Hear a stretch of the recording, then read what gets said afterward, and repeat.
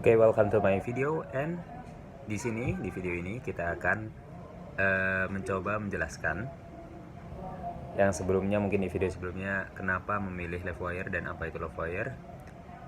Di sini gue bakalan coba menjelaskan bagaimana Livewire itu bekerja sesuai flow-nya, gitu ya. Oke. Kita mulai dari hal yang sederhana dulu. Jadi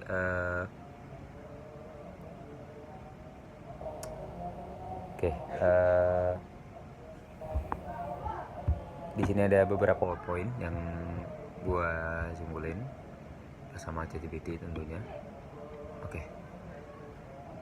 Jadi Livewire di sini menggunakan komponen, dan dalam pembuatan komponen ada dua file yang akan tercipta, yaitu file PHP dan file Blade. Di file PHP akan berisi logika seperti function, variabel, dan lain-lainnya. Sedangkan di Blade-nya akan berisi tampilan HTML, CSS, dan sebagainya yang akan tampil di tampilan user. Dan poin yang kedua adalah bagaimana render awalnya terjadi. Ketika halaman pertama kali dimuat, Livewire ini bakalan ngambil data dari file Blade, dari tampilannya dari file Blade yang ada di program, dan ditampilkan ke klien. Lalu ada poin interaksi pengguna juga. Nah, interaksi ini semisal ketika kita ada tombol. Nah, ketika kita pencet tombolnya, maka Livewire akan melakukan aksi yang sudah Livewire akan melakukan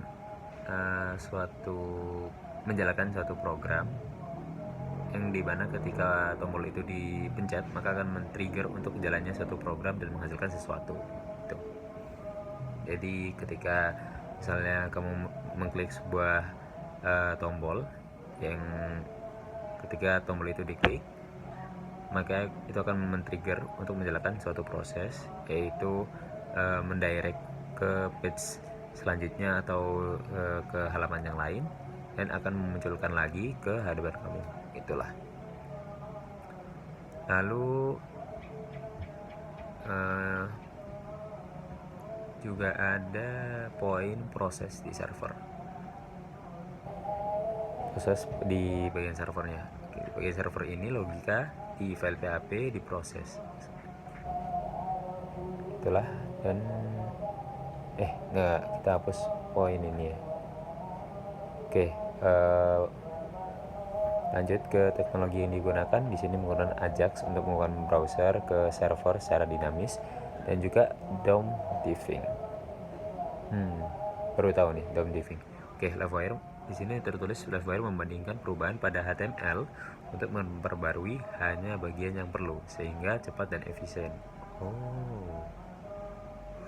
Jadi Livewire jika kita pakai Livewire, kita tidak memperbarui keseluruhan program, tapi hanya program tertentu yang digunakan atau yang diperlukan, sehingga mempercepat proses dan lebih efisien.